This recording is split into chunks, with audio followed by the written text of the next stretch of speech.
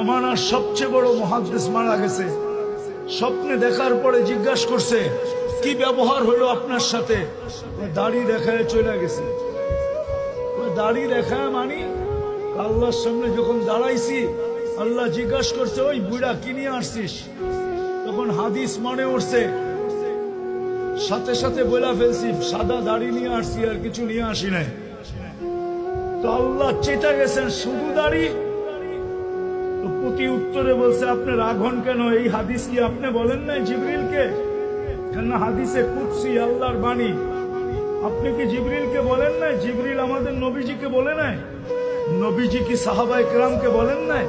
সাহাবায়ে কেরাম কি ওনার ছাত্রদেরকে বলেন নাই? আপনি নাকি সাদা দাড়ি দেখলে লজ্জা পান, এখন তো দেখতেছি উল্টা। দাড়ির কথা বললাম, আপনি চেতা গেলেন। আল্লাহ হাইসা দিয়ে বলতেছে, সবাই সত্য বলছে, আমিও সত্য বলছি, মাফ করে দিলাম, যা।